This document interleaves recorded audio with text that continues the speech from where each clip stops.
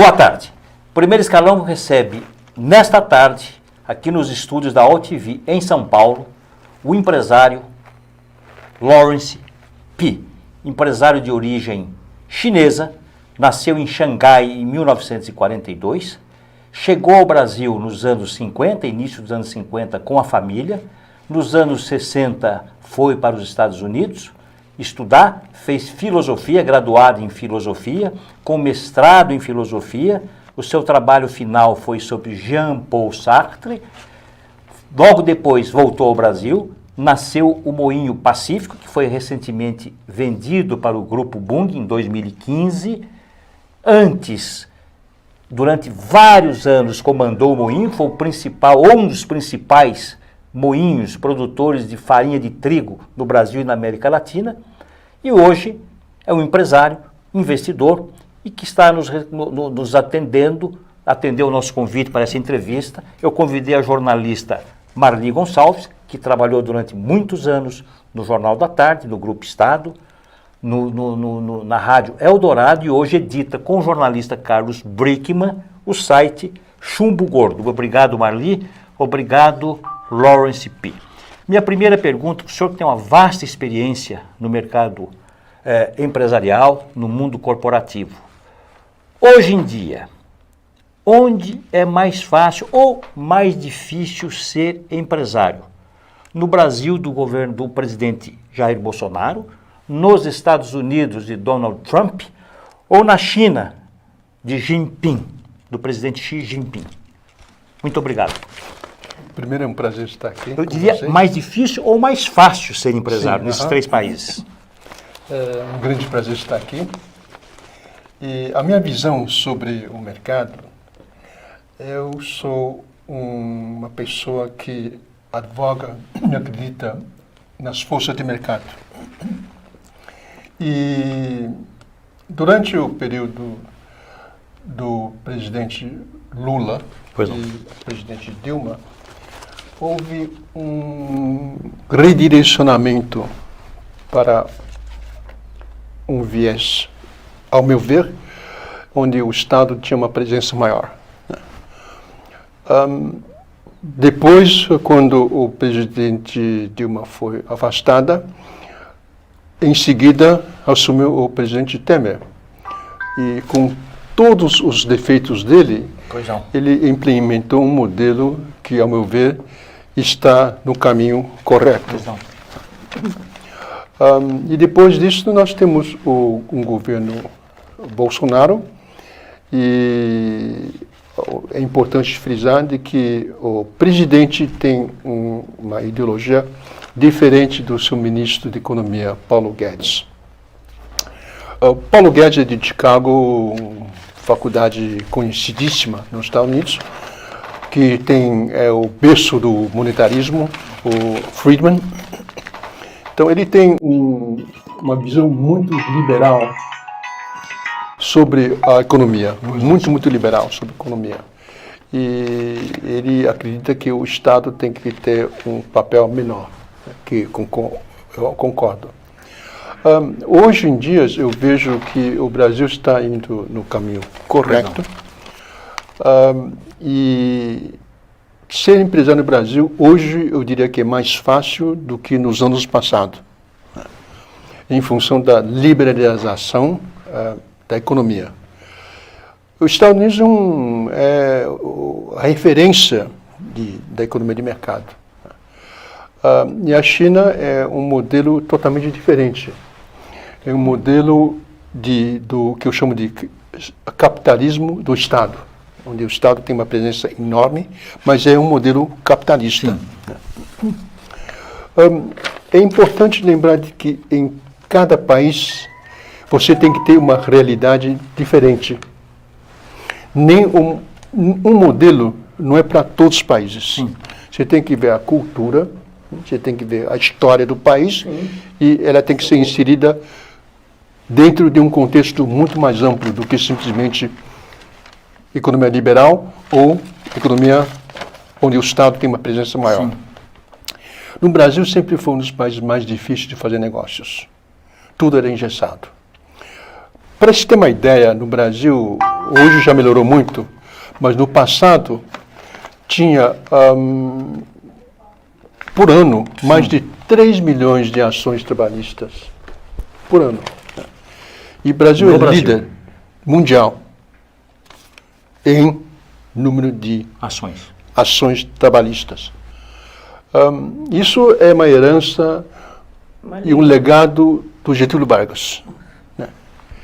É um modelo totalmente arcaico, ineficiente, e é um modelo que é totalmente contra o aumento da produtividade. O senhor acha que a legislação trabalhista no Brasil ela está atrasada hoje? Hoje, depois da reforma do governo Temer, houve um salto qualitativo significativo. Significativo. Mas é o ideal? Se encontra no estágio ideal? Eu acredito que está muito mais perto da realidade do mundo do que antes. O mundo é um mundo competitivo. Até recentemente nós temos no Congresso um projeto de lei que ia reduzir a jornada de 44 horas para 40 horas. 40 horas. Né? Isso não é benefício para o trabalhador. Na China, eles chamam de 996. Não estou aqui sugerindo que implante este modelo no Brasil. O que é 996?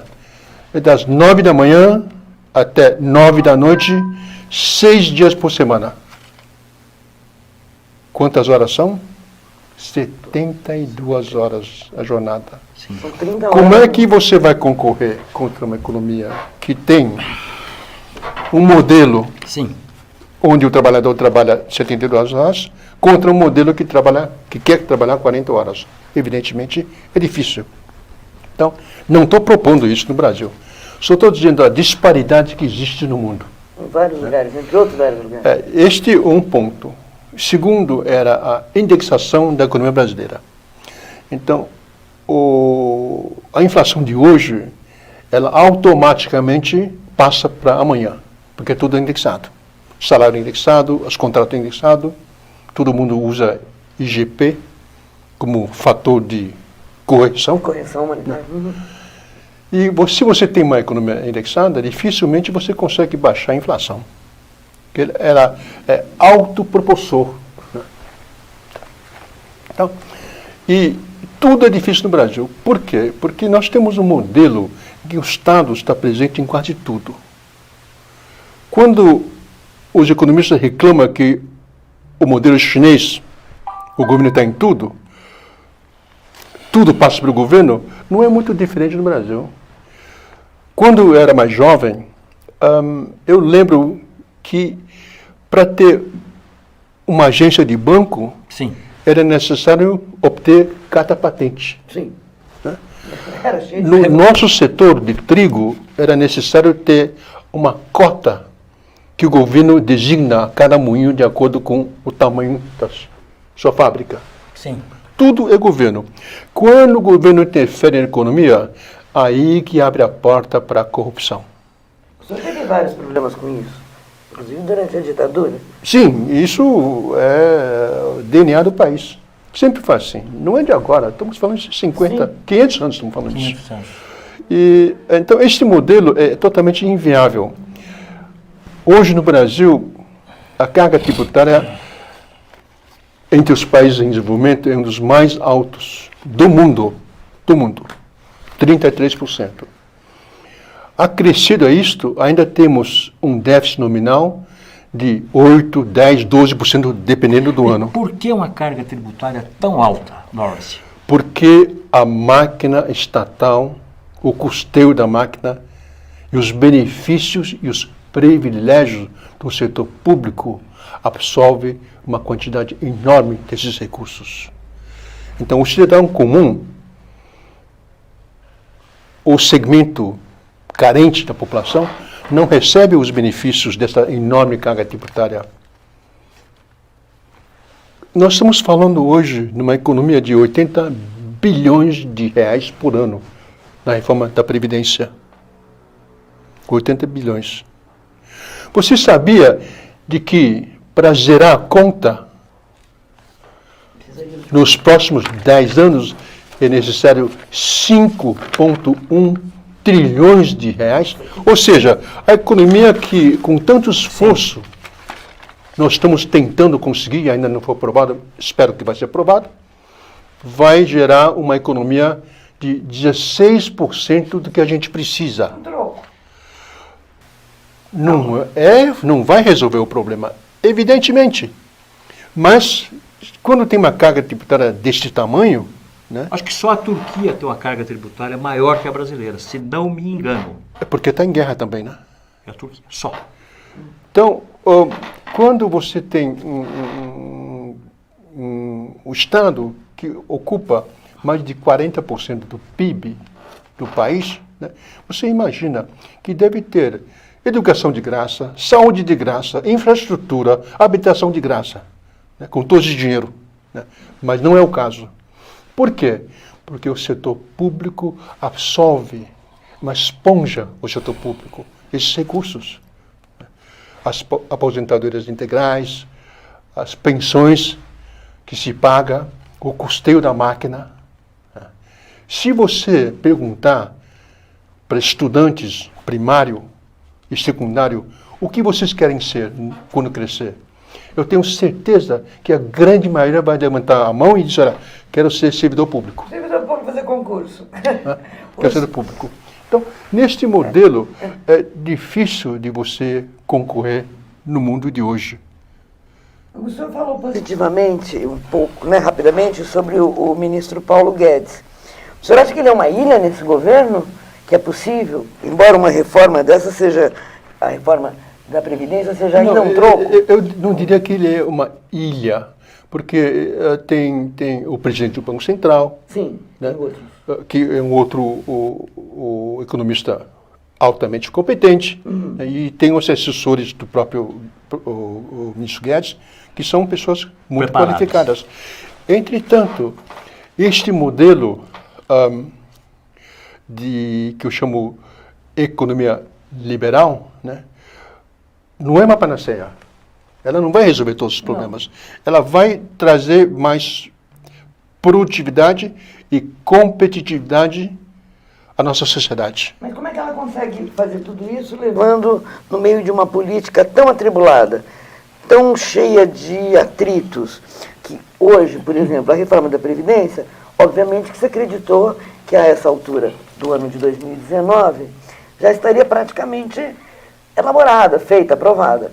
Nós estamos vendo a cada dia mais enroscos ocorrendo que nem vão levar a esses 80 bilhões que o senhor citou. E a reforma da Previdência envolve também o servidor público e o trabalhador normal, como nós. Na realidade, São as duas vertentes que estão em jogo. na realidade, o setor público que teria que contribuir muito mais, Sim, porque os benefícios são muito maiores. exatamente. Por isso, primeiro. Agora, com referência a o que nós estamos vendo hoje, de que o governo está tendo tanta dificuldade de passar as reformas que o Brasil tem urgência, mas urgência absoluta de conseguir, é o universo político. O Brasil tem democracia? Às vezes me pergunto, realmente a gente tem condições de escolher aqueles que têm por objetivo o avanço, o progresso do país? Ou temos um Congresso e o poder público como um todo, os governos, que têm interesse em perpetuar no poder e ter as vantagens econômicas e financeiras desses cargos? Essa é a minha pergunta. Porque nós temos mais de 30 partidos. Né? Por que tem tantos partidos? Porque é um negócio. 35 o partido vira uma hoje. empresa. Ela tem fins lucrativos. Né? Isso que acontece. Então, o que a gente precisa é um tipo de parlamentarismo, mas com 3 ou 4 partidos e não mais de 30 partidos. No máximo. Temos que ter, Representatividade. o importante é uma forma de eleição diferente hoje. Voto distrital misto. Sim. Isso que é importante. Por que voto distrital misto? Porque hoje, Seria mais democrático. eu vou contar uma passagem. Pois não. Quando eu era empresário, proprietário do Moinho Pacífico, dois deputados de um partido vieram ao meu escritório fazendo a seguinte oferta: o senhor está sendo uma pessoa pública, se eu falar em público, a gente acha que os seus conceitos são muito importantes e a gente gostaria que você fosse candidato para o nosso partido. Eu disse: olha, mas eu não sou político e eu não tenho vocação para ser político. Por quê? Porque eu falo a verdade. E nunca eu vou falar algo para o ouvinte ouvir, se não for verdade. Como é que o senhor vê o papel? Eu não tenho vocação para ser político. E vocês sabem que propuseram? Disse, não, mas a gente vai conseguir eleger você de qualquer jeito. Eu disse, mas como? Eu não sou uma pessoa pública. Disse, não, a gente consegue. Como? Disse, olha, a gente amarra a chapa, santinhos, etc., propaganda, com vereador, etc. E o senhor vai no vácuo. Foi com isso Disse, que mas você eu não preciso, como candidato, não teria que falar com os eleitores? Não é necessidade, não. Olha, O senhor vai ser eleito. Isso esse é o modus operandi do político brasileiro. Eu não tenho essa vocação, mas Lamentável. é garantido que o senhor vai ser eleito. O senhor financia o nosso partido, né? X agora e X depois o senhor está eleito. Eu me perguntei por mim mesmo, então é um investimento. Se eu vou investir num partido, Logo eu pra vou gente. esperar algum tipo de retorno. Exatamente isto. O político que investe para ser eleito, ele vai querer ter retorno depois de ser eleito. E esse foi um dos E este é o modelo que nós temos hoje, em que o eleito não tem que responder ao seu eleitor. Ele legisla em causa própria. Esse foi um dos motivos da sua Infelizmente, desilusão com a este é política. o problema que nós estamos enfrentando hoje. Por isso eu disse, Começou. voto distrital misto, em que uma parte dos deputados, etc., tem um vínculo diretamente com o eleitor, com sua base eleitoral, e responde. E outro é escolhido pelo partido. Escolhido pelo partido numa lista, mas não pode ter 31 partidos, porque isso não vai funcionar nunca. Então, eu acho que nós estamos longe disto, porque não vejo o nosso Congresso, eu não vejo interesse e patriotismo dos nossos políticos de mudar o modelo político. Não interessa a ninguém. Lawrence, e a problemática do desemprego no Brasil hoje? Temos 12 milhões de desempregados, mais 11 milhões de brasileiros vivendo na informalidade, no subemprego. Qual é a solução? Vivemos um período de retração econômica, é lógico, é claro, mas qual é a solução? O que o governo, os governos federais, estadual e municipal estão fazendo para mitigar esse índice altíssimo de desemprego? Como é que o senhor vê essa problemática? Primeiro, precisamos fazer a economia crescer. Sem crescimento econômico, não vai gerar emprego. Na realidade, se você tem toda a razão, são quase 13 milhões de desempregados, mais subemprego, soma em torno de 27 Sim. milhões de pessoas, no universo de 95, 96 milhões de pessoas Economicamente ativo. que é economicamente ativa. Temos um terço, na realidade. Está desempregado ou subempregado. Para reverter esta situação dramática, é necessário fazer a economia crescer. Entretanto, não é fácil de você fazer a economia crescer na conjuntura atual. Por quê? Porque para a economia crescer, você precisa conseguir gerar renda para a população. As exportações, hoje, o Brasil basicamente exporta apenas matéria-prima.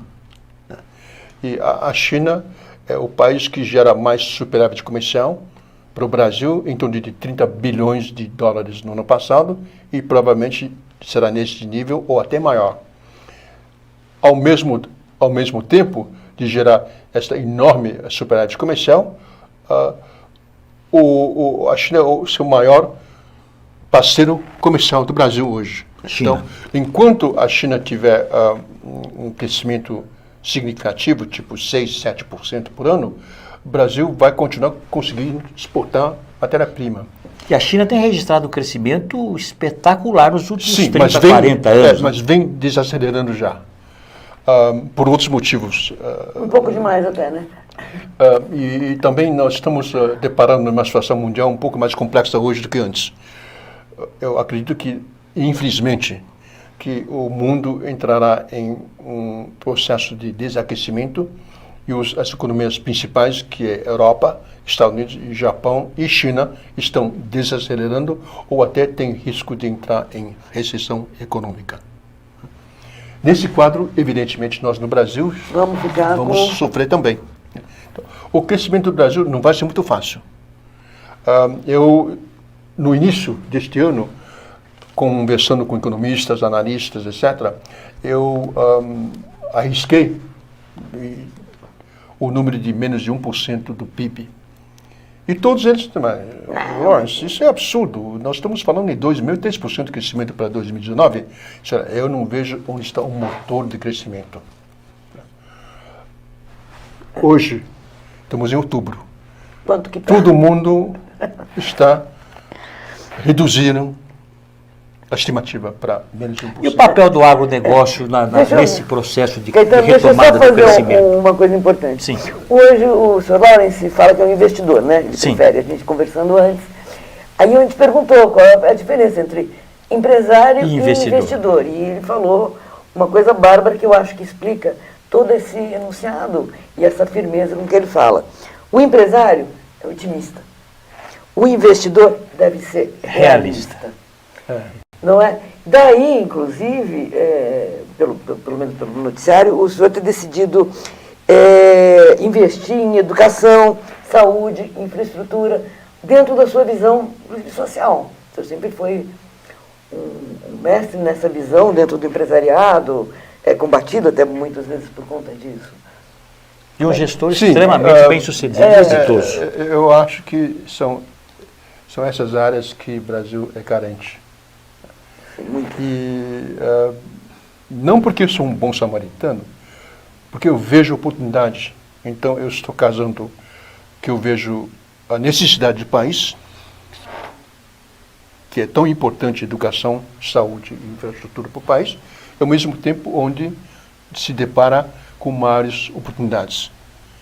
Então, e por isso o meu interesse. E o senhor tem conseguido investir nesse setor? Estamos pesquisando. Agora, não esquece que um país sem educação e saúde nunca vai.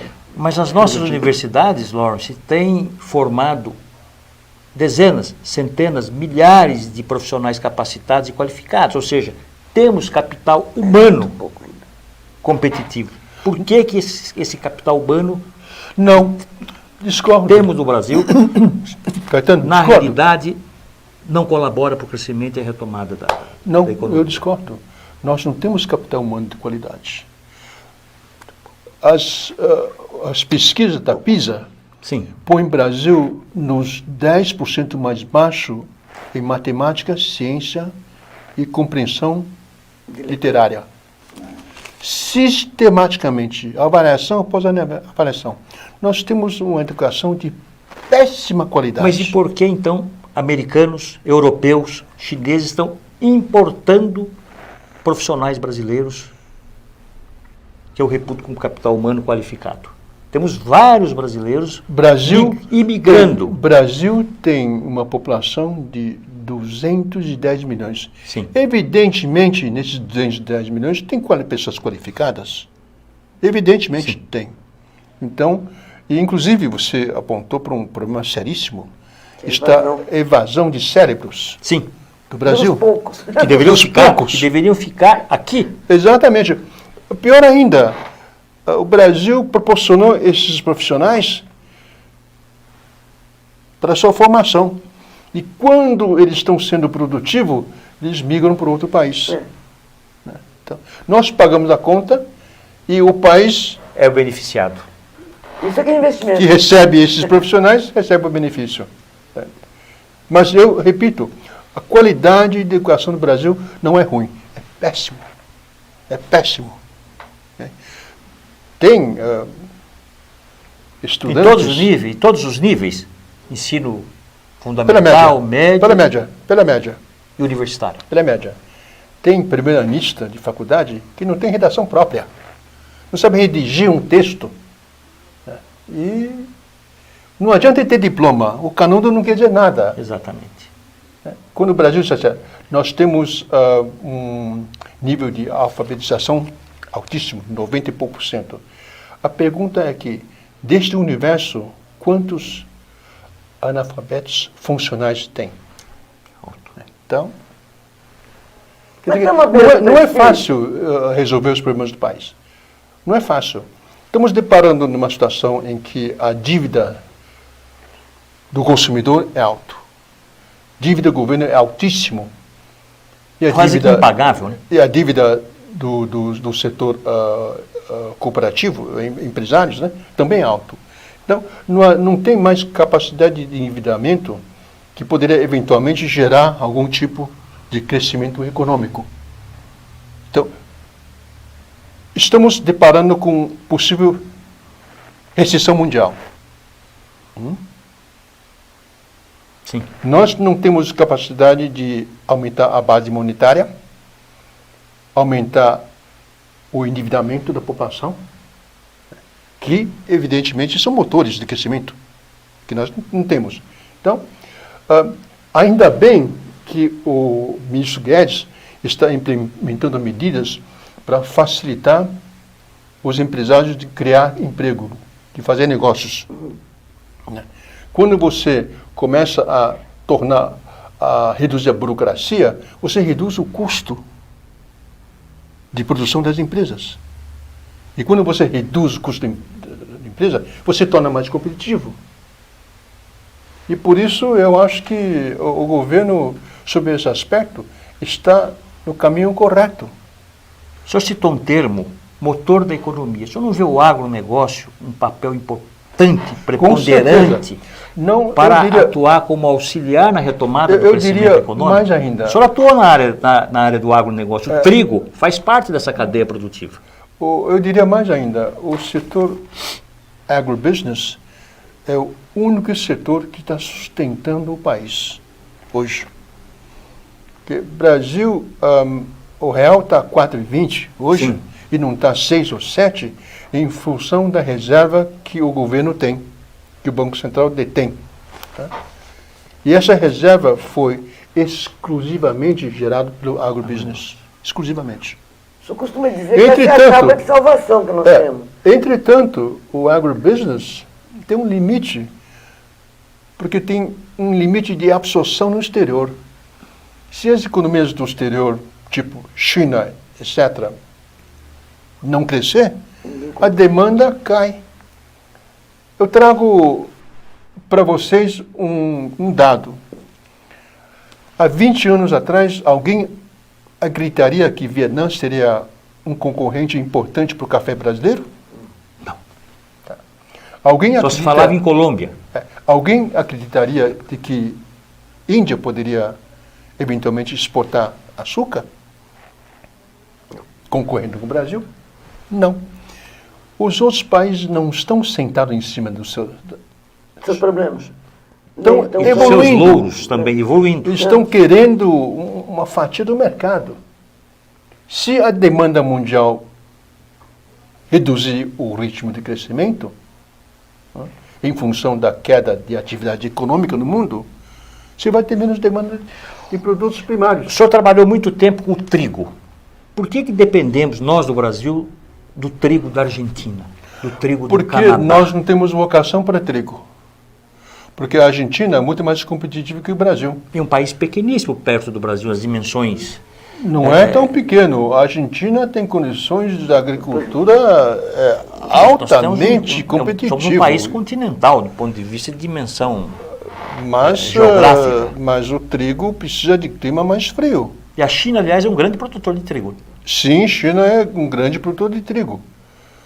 Agora, por que nós precisamos importar trigo? Porque é mais barato produzir na Argentina. Do que aqui? Muito mais produtivo. Eu diria mais ainda. Tem um fenômeno, quando diz Deus é brasileiro, às vezes eu acho que Deus é argentino. Por quê? O Papa, Haja visto o Papa Porque, Francisco. primeiro, o Papa. Né? Exatamente. E segundo, é que a erosão, né, dos estados do sul leva a terra fértil, a camada de cima, para a Bacia de la Plata, da Argentina. É um fenômeno geológico. ainda produz mais fertilização. Foi aí que eu comecei a pensar, será que o Deus é brasileiro?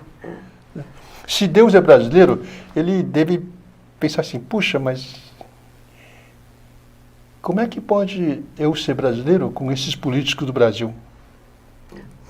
Deixa eu aproveitar um pouquinho do seu conhecimento mundial. Hoje nós estamos vivendo, nós já vivemos há algum tempo, uma crise séria na área do meio ambiente. Em 2014, o senhor chegou a apoiar, de alguma forma, a candidatura de Marina Silva. O senhor acreditava que naquele momento seria uma decisão entre aquelas que estavam postas na mesa, a melhor. Como é que o senhor está vendo essa situação hoje que nós vivemos em relação, diante do mundo, do meio ambiente, e se isso, como, inclusive nessa área de agribusiness, tem tido também um papel que deixa as pessoas com o país, o Brasil ficou sempre com o pé atrás, com o que vai rolar com esse governo, com esse país, com essa proteção. E complementando, onde entra a Amazônia nesse processo? Bem, Vamos lá, um pouco de meio ambiente. puxa. Marina, na conjuntura daquele momento, você sabe que política é fotografia, né? É do momento, né? Me parece ser a melhor opção. Não concordo com muitas coisas que ela pensa. A ideologia dela, muitas coisas discordo. Mas, do contexto naquele momento, era a opção mais viável, primeiro. Segundo, em relação à Amazônia, é uma questão complicada. O governo brasileiro alega de que desmatamento não é um nível preocupante, que a Amazônia está sob controle, desmatamento está em torno de 17% e que 83% está preservada. E aí eu leio um relatório que diz o seguinte: se atingir nível de desmatamento de 25%, ela torna um processo irreversível. Eu não sou técnico, não sou especialista e não entendo nada. Eu só estou trazendo... reportando o fato. Um estudo de pessoas que entendem mais do que eu. Entretanto, também tem outros que dizem, isso não é verdade. Isso não procede. Então, tem uma disputa. O que eu sei que é um fato é que as gelarias estão derretendo. Aquecimento global. Sim. Né? Se isso é cíclico ou não, eu não tenho a mínima ideia, porque eu não sou especialista. O mais importante é que o mundo está preocupado com o clima. E o Brasil não pode ir contra esta nova força.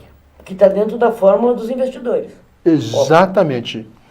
Quando o governo brasileiro começou a criticar outros países, até de uma forma bastante agressiva, o que aconteceu? Empresas multinacionais pararam de comprar couro brasileiro. Sim. Ameaçaram de parar de comprar soja brasileira. Sim. Gente, nós só temos um pilar econômico, agrobusiness. Se começar a ter boicote, independentemente de quem está certo ou errado, é prejuízo do Brasil. Então, nós ficamos atirando no nosso próprio pé por questões ideológicas.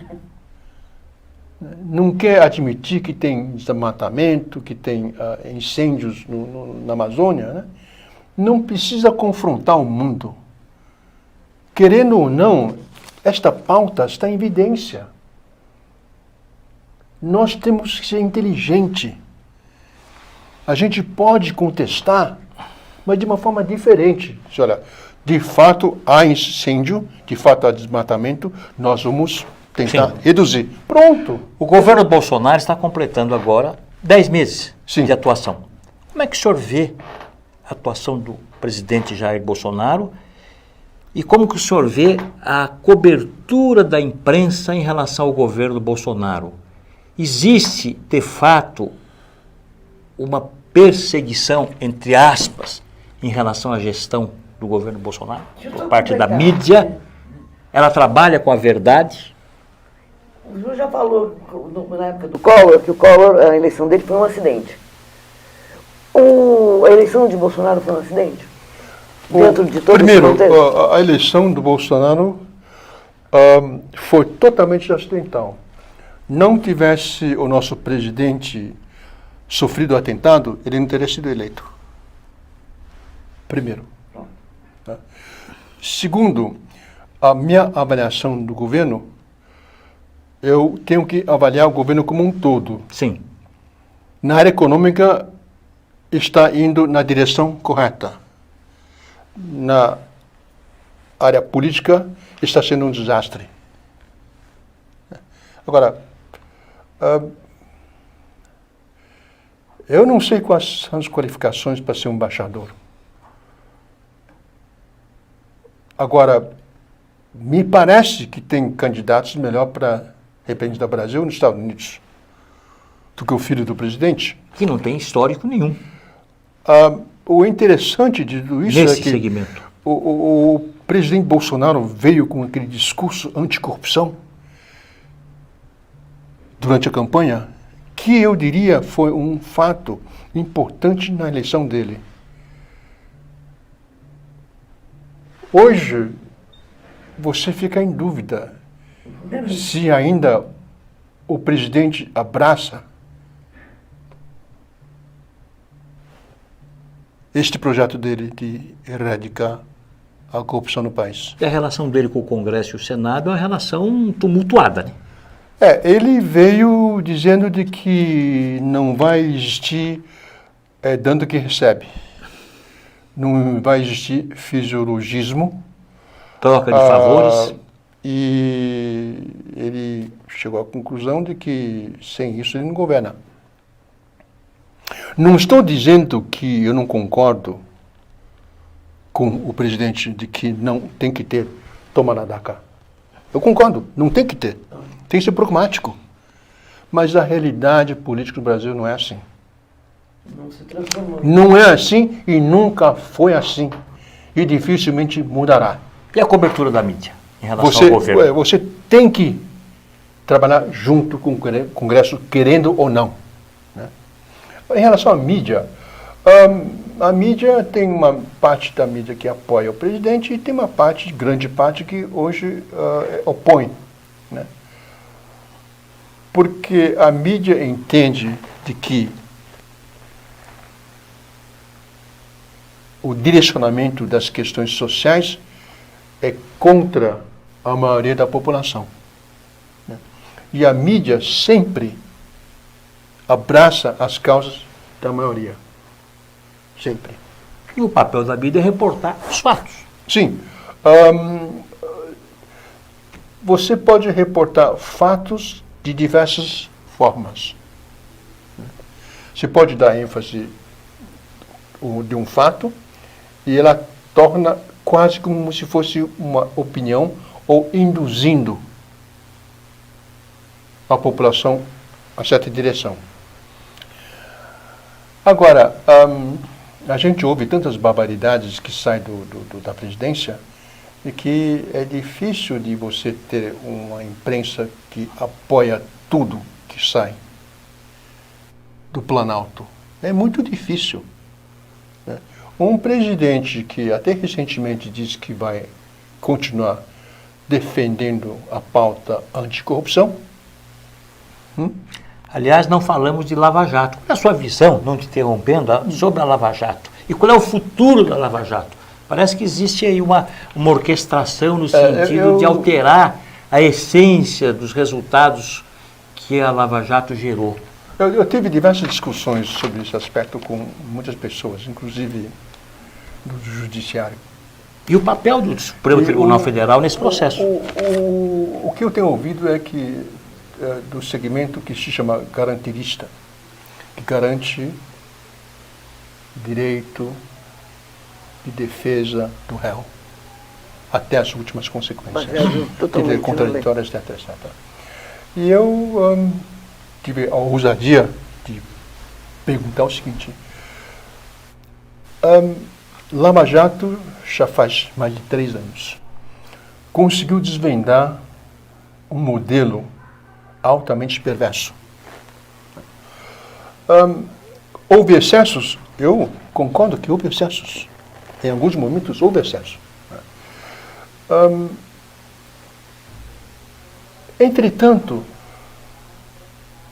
Lava Jato conseguiu, de alguma forma, reduzir um pouco o nível de corrupção no país? A resposta tem que ser sim. Sim. Né? Conseguiu? Segunda pergunta. Então, economizou verbas públicas ou não? Economizou? Sim, economizou. Evidentemente, menos corrupção. Sim. Menos desvio. Seguinte pergunta.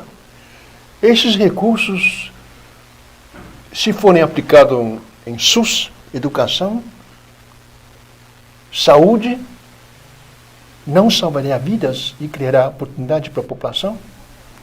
Então, a injustiça eventual cometida pelo Lava Jato é sobre alguns indivíduos. O que isso proporcionou para o povo brasileiro? Quantas vidas você consegue salvar com recursos que você conseguiu aumentar com a queda da corrupção? Então, a minha percepção é o seguinte: Aristóteles, maior bem para maior número. Justiça não é perfeito. Ela falha. Às vezes, os inocentes são condenados. Mas o modelo como um todo tem que olhar para o que este modelo pode proporcionar à população como um todo. Perfeito. E aí que, a minha opinião, houve excesso, mesmo com todos esses erros, é algo positivo e deve continuar. O nosso programa está chegando ao fim. Temos mais 3, 4 minutos. Eu vou lhe fazer uma pergunta sobre as eleições de 2020. O que o senhor enxerga que poderá acontecer em 2020 nas eleições municipais? E a Marli gostaria também de falar com o senhor sobre o assunto comportamento, o papel da filosofia na sua vida e por aí. E aí a gente até estava conversando um pouco antes e essa visão filosófica que a gente está assistindo aqui durante todo o programa já vem dessa formação, né? Eu fico imaginando, pular da engenharia para a filosofia, assim. Agora, esses cálculos de investimentos, desse dinheiro obtido através da Lava Jato, eles existem? É uma pergunta que eu tenho nesse sentido. E, a partir daí, a sua visão realmente desse futuro político. O senhor já disse também que 342 é um número mágico. O senhor acredita que ainda há possibilidade de um impeachment nesses próximos meses? E aí a gente entra nessa campanha de 2020. Eu acho que se a economia for bem e conseguimos um crescimento, o capital político do presidente sobe. Sim. E, do contrário, ela vai continuar caindo. E na medida em que cai dramaticamente, se for o caso, então um processo de afastamento seria possível. Eu acho traumático. Eu sou totalmente contra. Eu acho totalmente contra. O Brasil já passou por tantos traumas políticos. Entretanto, o Congresso é um Congresso fisiológico e vê, evidentemente, seus próprios interesses. Agora, me preocupa um pouco esta briga no próprio partido do presidente, PSL. Ele tem um partido que é um aglomerado de pessoas, não tem plataforma, não tem ideologia, não tem coisa nenhuma, né? E agora está desaparecendo. Então, fica difícil de você ter um presidente sem partido. Qual é a base do presidente? Já está definhando. vai piorar mais ainda. Né? E isto é que corre risco de uma aventura de impeachment contra o Bolsonaro. Aí está o risco. Sim, Não tem mais mas Esse base. risco existe. Não tem mais Esse base. risco existe. Com certeza existe. Sim, foi- Se a economia for mal, se a economia for bem, não tem mínimo risco. Não tem mínimo risco. Mas se for mal, o risco Corre o existe. risco. Como aconteceu Grande. com Dilma. Sim. Então, uma crise econômica enorme. E foi por isso que a Dilma foi afastada. Pela pedalada. Pedalada todo mundo fez. 2020 teremos eleições municipais. Sim. O PT está vivo para essas eleições? Ah, O PSDB o também PT está vivo? O PSDB está menos vivo que o PT. O PSDB não é mais o PSDB. Ela Hoje é o PSDB do João Dória, governador de são São duas Paulo. facções. São duas facções. São o PSDB antigo e o PSDB novo. Né? E não se dão. Muito pelo contrário. Nunca se dá. Eu não vejo o PSDB, não tem mais atração a social-democracia no Brasil. Não tem mais atração. Ela não consegue entusiasmar, né, a O população. eleitorado. E hoje o populismo que comanda. Não só no Brasil, no mundo inteiro, o populismo que comanda. Sim, Né? num processo mundial. E as esquerdas hoje estão simplesmente assistindo de camarote do governo se autodestruir. A oposição não precisa fazer nada, porque o governo se encarrega Se autopõe. se encarrega disso. E se a economia não melhora, que eu acho que vai ser difícil melhorar, com certeza até ano que vem não vai melhorar, corre risco de você ver um movimento de novo para a esquerda. E sabemos que as eleições municipais é um indicador, né, de eleições presidenciais. Né? Sempre foi. Então, o ano que vem, as eleições serão absolutamente fundamental para o país. Perfeito. Marli? Então, perfeito, para mim, eu acho. Nosso Da tempo hora, chegou ao agradeço. final. Muito obrigado, Lawrence Um prazer. P., pela entrevista. Foi uma aula Uma maravilha. máquina de economia, de negócios, de gestão, de comportamento. Muito obrigado. Marli, muito obrigado. Não é? O primeiro escalão volta na próxima quarta-feira. Até lá. Muito obrigado.